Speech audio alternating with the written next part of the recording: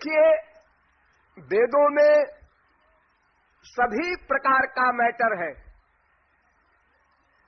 फिर उन वेदों के द्वारा हम जिस प्रकार की चित्तवृत्ति को रखकर अध्ययन करें, रिसर्च करें, उसी प्रकार का अर्थ भी निकाल लेंगे। इसलिए वेद ने स्वयं कहा है, आचार्यवान पुरुषो ही वेद। अगर वेद का तत्व ज्ञान प्राप्त करना है तो वास्तविक महापुरुष की शरण ग्रहण करके ही तत्व ज्ञान प्राप्त करो। स्वयं पढ़कर, स्वयं अध्ययन करके, मंथन करके तुम कुछ नहीं पा सकते।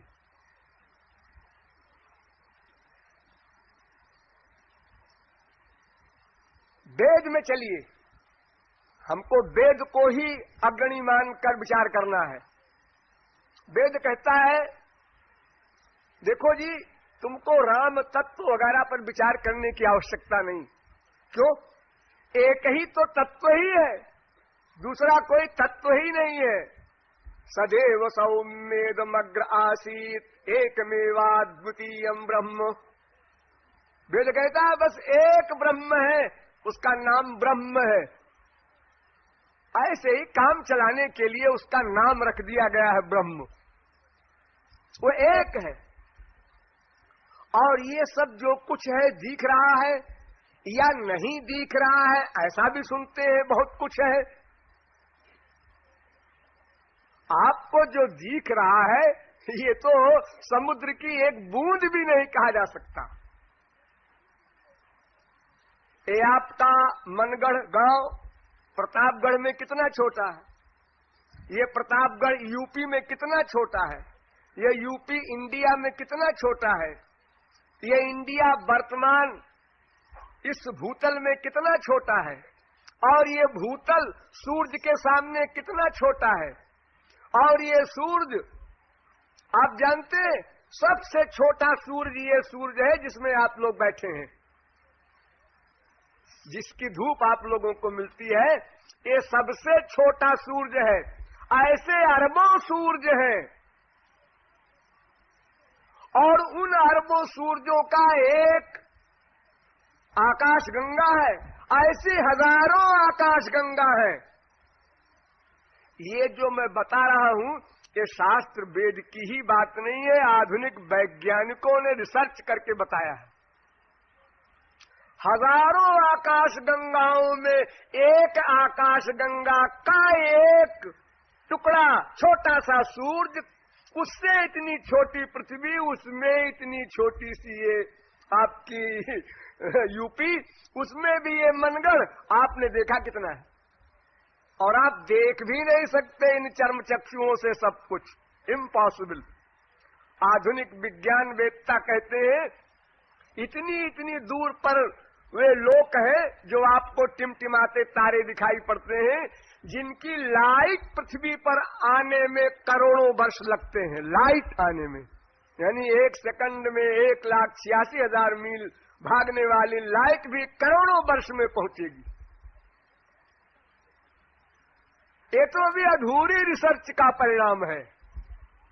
आगे क्या क्या कहेंगे वो लोग, सुनते जाइए। तो मनुष्य कितना देखेगा, कितना जानेगा। अनंत कोटि कल्प की आयु भी प्राप्त हो जाए तो भी कोई सर्वज्ञ नहीं बन सकता, असंभव। तो एक ब्रह्म है, और ये जो कुछ आप देखते हैं या पढ़ते सुनते हैं, ये सब क्या है? ये सर्वं खल्विदं ब्रह्म। वेद कहता है ये सब ब्रह्म ही है, ब्रह्म ही है, यानी हम लोग ब्रह्म है। हाँ, ये पृथ्वी, ये आकाश, ये पेड़, हाँ सब ब्रह्म है। अद्वितीयम, दूसरा कोई तत्व है ही नहीं। इसलिए तमेव विदित्वाति मृत्युमेति नान्यः पंथा विद्यते जनाय। केवल उसको जान लो, अर्थात ब्रह्म को जान लो, बस काम समाप्त।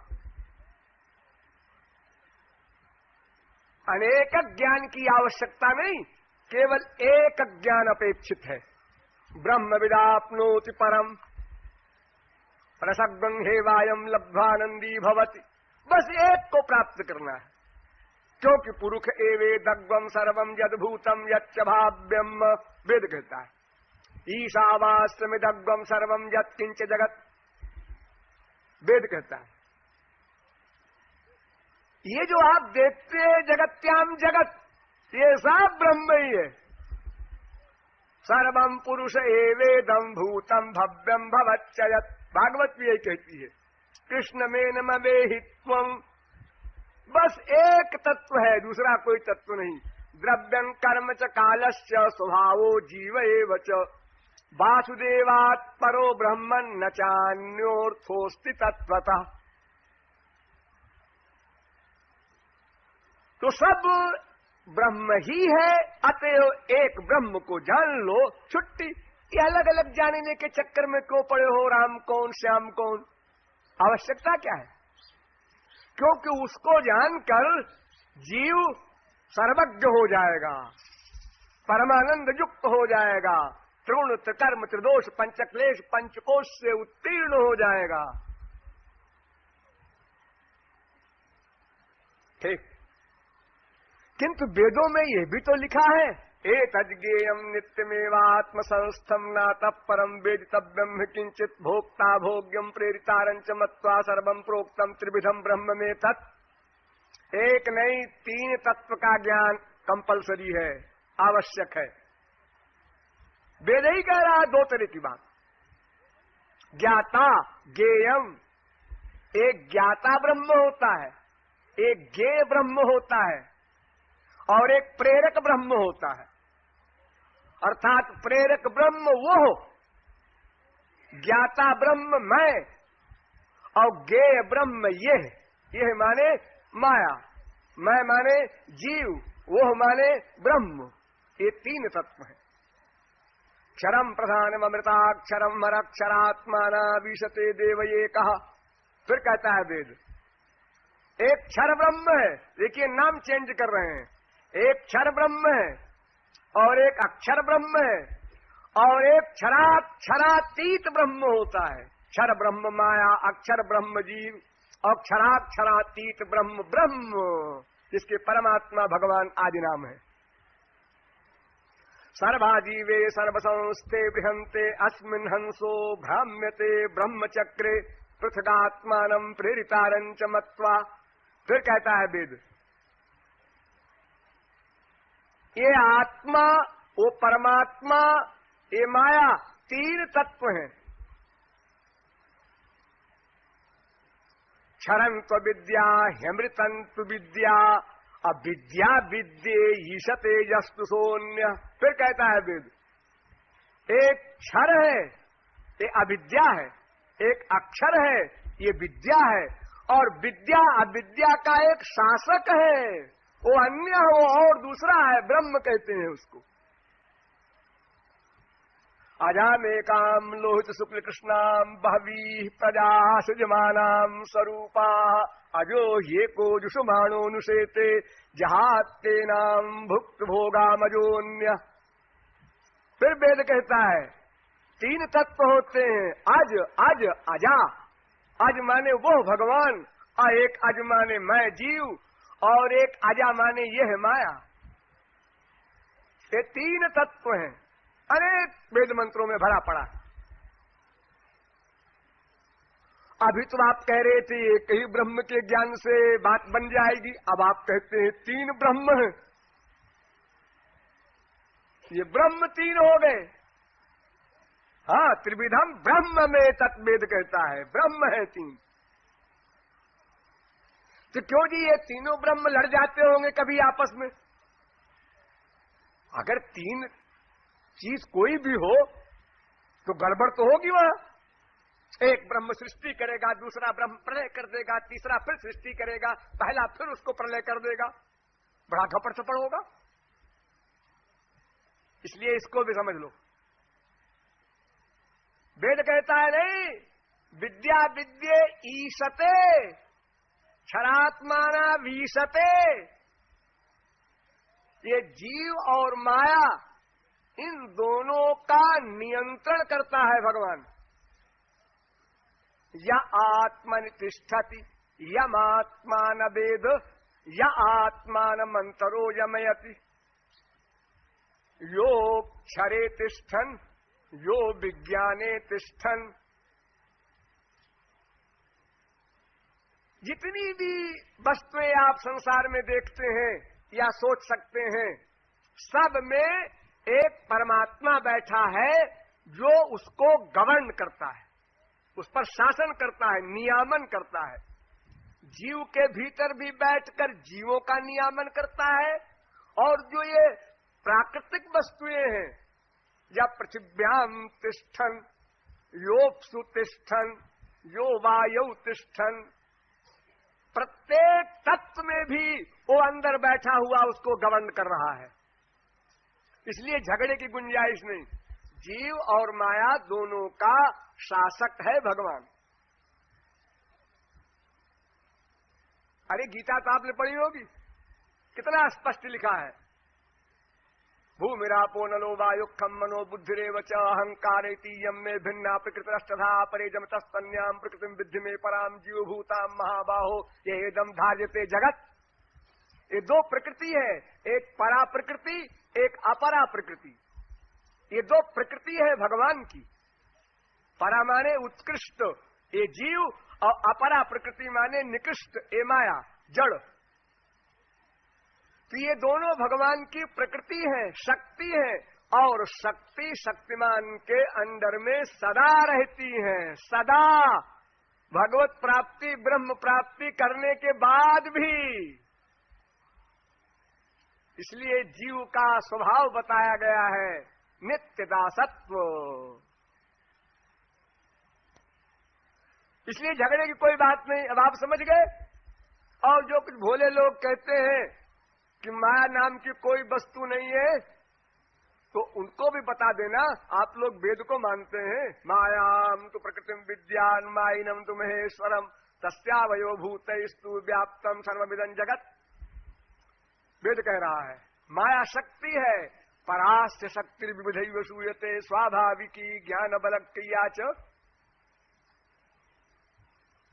वो माई है, अस्मान माई सृजते विश्व में तत्।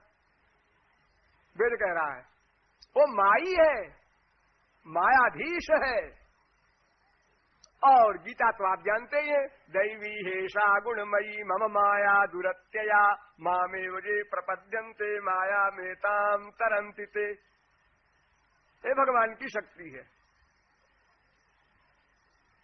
तो माया शक्ति, जीव शक्ति, इन दोनों शक्तियों का शक्तिमान ब्रह्म। इसलिए जब हम शक्ति शक्तिमान को एक करके बोलेंगे तो कहेंगे ब्रह्म एक है, और जीव वो तो उसकी शक्ति है, और माया वो तो उसकी शक्ति है। यूं समझिए, ये आपका शरीर है, जी हाँ, और आप है जीव। हाँ, आप, ये शब्द आप, मैं, वो, ये जो सर्वनाम बोलते हैं आप लोग, ये केवल जीव के लिए भी बोलते हैं और जीव प्लस शरीर के लिए भी बोलते हैं। जैसे कोई पूछता है आप बंबई गए थे? हाँ गए थे। कब गए थे? 2 साल हुआ। अच्छा, तो आपका शरीर भी गया था? अजीब बात करते हैं आप। अरे मैं गया था का मतलब यही तो हुआ कि मेरा शरीर भी गया था साथ में। और क्या मैं जाता कहीं पक्षी बन करके? और पक्षी का भी तो शरीर होता है। अच्छा, तो आपका मतलब है कि मैं माने होता है शरीर प्लस आत्मा। जी हाँ, गधा भी जानता है। अच्छा जी, वो आपके पिताजी मर गए सुना? हाँ मर गए। कब मर गए? 5 दिसंबर को। अच्छा, आपने देखा है? हाँ देखा है। मरने के बाद क्या हुआ था? अरे वो मर गए 4 बजे, फिर उसके बाद हम लोग 9 बजे उनकी लाश को ले गए, जलाया। अच्छा, तो ये जो शरीर है उनकी लाश है, शव है? कहें जी हाँ। और मर गए 4 बजे? जी हाँ। तो वो तुम्हारे पिताजी जीव थे कि शरीर थे? अरे जीव थे, शरीर तो उनका था 4 बजे बाद भी। अच्छा, तो आप जीव को भी मैं बोलते हैं, आप बोलते हैं? हाँ हाँ, जीव को भी बोलते हैं, जीव प्लस शरीर को भी बोलते हैं। ठीक, लेकिन प्रमुख है जीव। केवल शरीर को कोई नहीं बोलता। जीव चला गया ये बोलते हैं, लेकिन जीव के जाने के बाद फिर ये नहीं बोलते कि रमेश लेटा हुआ जा रहा है, तो कहते हैं उसका शव जा रहा है, शव। अब वो रमेश भी नहीं रहा बेचारा। अरे कम से कम स्मशान घाट तक तो बोलना चाहिए कि रमेश लेटा हुआ जा रहा है। जी रमेश क्या जाएगा, रमेश तो चला गया 4 बजे। यानी आप शरीर को नहीं बोलते, शरीर प्लस आत्मा अथवा केवल आत्मा, बस तो यही समझ लीजिए। क्या ये हमारा शरीर और हम शरीरी, यानी शरीर की आत्मा, ऐसे ही यस्याक्षरम शरीरम, भगवान का शरीर है आत्मा। तो जैसे शरीर और आत्मा मिलाकर के हम बोलते हैं हम बंबई गए थे, इंग्लैंड गए थे, अमेरिका गए थे, उसी प्रकार परमात्मा प्लस उसका शरीर, जड़ चेतन दोनों, यानी जीव और माया, ये दोनों उसके शरीर हैं। इसलिए शरीर और शरीरी मिल करके हम प्रयोग करते हैं कि ब्रह्म ही एकमात्र है और कुछ नहीं है, क्योंकि जीव और माया तो उसका शरीर है। तो जैसे आत्मा प्लस शरीर मिलाकर हम लोग अपने लिए मैं आप आदि का प्रयोग करते हैं, ऐसे ही परमात्मा और उसका शरीर जीव प्लस माया ये सब मिला करके एक अद्वितीय तत्व बोला जाता है इत्यादि।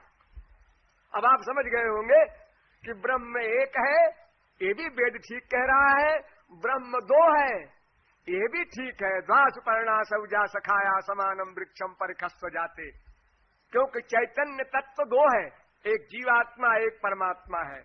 और ब्रह्म 3 है, ये भी ठीक, क्योंकि एक जड़ तत्व भी है जो भगवान की शक्ति रूपा है, वो माया तत्व है। इसलिए 3 भी कहना ठीक, 2 भी कहना ठीक, 1 भी कहना ठीक। कहीं झगड़ा नहीं है, केवल बुद्धि से धारण करने की बात है।